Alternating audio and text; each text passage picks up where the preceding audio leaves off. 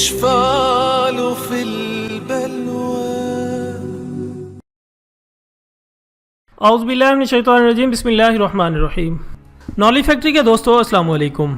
ناظرین اکرام، خانہ کعبہ یا بیت اللہ مسجد حرام کے وسط میں واقع ایک عمارت ہے جو مسلمانوں کا قبلہ ہے. اس کی طرف رخ کر کے مسلمان عبادت کیا کرتے ہیں اور یہ دین اسلام کا مقدس ترین مقام ہے. اگر اس کی تاریخ کا مطالعہ کیا جائے تو پتہ چلتا ہے کہ حضرت ابراہیم علیہ السلام کی قائم کردہ بیت اللہ بغیر چھت کے ایک مستطیل نما عمارت تھی، جس کے دونوں طرف دروازے تھے جو سطح زمین کے بالکل برابر تھے، جن سے ہر خاص و عام کو گزرنے کی اجازت تھی. اس کی تعمیر میں 5 پہاڑوں کے پتھر استعمال ہوئے تھے، جبکہ اس کی بنیادوں میں آج بھی وہی پتھر شامل ہیں جو حضرت ابراہیم علیہ السلام نے رکھے تھے. خواتین و حضرات، خانہ کعبہ کا یہ انداز صدیوں تک رہا اور پھر قریش نے سن 604 عیسوی میں اپنے مالی مفادات کے تحفظ کے لیے اس میں تبدیلی کر دی، کیونکہ زائرین جو نظر و نیاز اندر رکھتے تھے وہ چوری ہو جاتی تھیں. حضرت عائشہ صدیقہ رضی اللہ تعالیٰ عنہ بیان کرتی ہیں کہ میں نے رسول اللہ صلی اللہ علیہ وآلہ وسلم سے حتیم کے بارے میں سوال کیا کہ کیا یہ بیت اللہ کا حصہ ہے؟ تو نبی اکرم صلی اللہ علیہ وآلہ وسلم نے جواب دیا جی ہاں. حضرت عائشہ صدیقہ رضی اللہ تعالیٰ عنہ بیان کرتی ہیں کہ میں نے پوچھا کہ اسے پھر بیت اللہ میں داخل کیوں نہیں کیا گیا؟ تو نبی آخر الزمان حضرت محمد صلی اللہ علیہ وآلہ وسلم نے جواب دیا کہ تیری قوم کے پاس خرچے کے لیے رقم کم پڑ گئی تھی. میں نے کہا بیت اللہ کا دروازہ اونچا کیوں ہے؟ تو نبی اکرم صلی اللہ علیہ وآلہ وسلم نے جواب دیا کہ تیری قوم نے اسے اونچا رکھا اس لیے تاکہ وہ جسے چاہیں بیت اللہ میں داخل کریں اور جسے چاہیں داخل نہ ہونے دیں.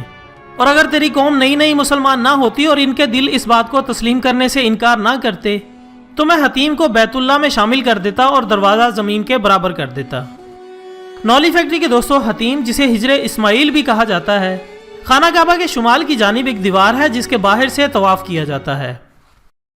قریش نے بیت اللہ کے شمال کی طرف 3 ہاتھ جگہ چھوڑ کر عمارت کو مکعب نما یعنی کعبہ بنایا تھا، اور وجہ یہ بتائی جاتی ہے کہ روپے پیسے کی کمی تھی، کیونکہ حق حلال کی کمائی سے بیت اللہ کی تعمیر کرنی تھی.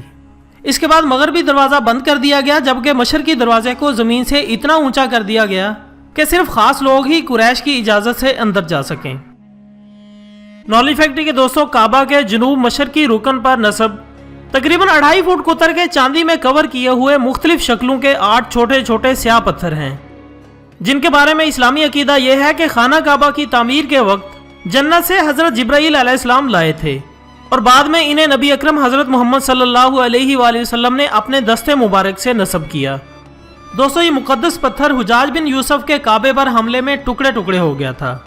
ان ٹکڑوں کو بعد میں چاندی میں کور کر کے یہاں پر نصب کر دیا گیا، اور آج کعبہ شریف کا طواف بھی حجر اسود سے شروع ہوتا ہے، اور ہر چکر پر اگر ممکن ہو تو حجر اسود کو بوسہ دینا چاہیے، ورنہ دور سے ہی ہاتھ کے اشارے سے بوسہ دیا جا سکتا ہے. خواتین و حضرات، خانہ کعبہ کی سب سے منفرد بات جسے معجزہ بھی کہا جا سکتا ہے وہ یہ ہے کہ خانہ کعبہ کے عین اوپر سے کوئی چیز نہیں گزر سکتی، کیونکہ جدید سائنس کے مطابق کی جانے والی تمام پیمائشوں اور پیمانوں کے مطابق خانہ کعبہ بلا شک و شبہ زمین کا مرکز ہے، یعنی یہ وہ مقام ہے جو زمین کے بالکل بیچ میں واقع ہے، اور زمین کے درمیان کا مقام ہونے کی وجہ سے قدرتی طور پر زمین کی تمام کشش ثقل کا مرکز بھی یہی مقام ہے، اور یہی وجہ ہے جو اسے دوسرے تمام مقامات سے منفرد اور افضل بناتی ہے. ناظرین اکرام، زمین کی کشش ثقل کا مرکز ہونے کی وجہ سے یہاں شدید مقناطیسی کشش پائی جاتی ہے. یہی وجہ ہے کہ یہاں کسی چیز کا پرواز کرنا ناممکن ہے. اگر آپ اپنے ہاتھ میں مقناطیس کا ٹکڑا لیں تو آپ دیکھیں گے کہ اس کے بالکل درمیان میں کوئی چیز نہیں چپک سکتی. مقناطیسی کشش کے اثر سے وہ شائع ہوا میں جھولتی ہوئی مقناطیس کے دائیں یا بائیں طرف چپک جائے گی. بالکل یہی فارمولہ خانہ کعبہ کے اوپر بھی لاگو ہوتا ہے.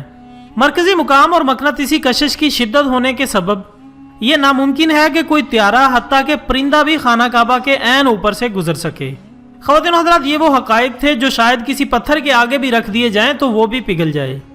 اللہ تعالیٰ نے ہر جگہ ہمارے لیے نشانیاں رکھی ہیں تاکہ ہم اس پر غور کریں اور ایمان لائیں. دوستو، اگر آپ کو خانہ کعبہ سے متعلق یہ عظیم اور منفرد ویڈیو پسند آئی ہو تو اسے لائک کریں اور اپنے دوستوں کے ساتھ شیئر کریں، اور کمنٹس باکس میں اپنی قیمتی رائے کا اظہار بھی ضرور کیجیے گا. اس کے ساتھ ہی آج کی ویڈیو کا اختتام ہوتا ہے. کل ملتے ہیں ایک نئے ٹاپک کے ساتھ.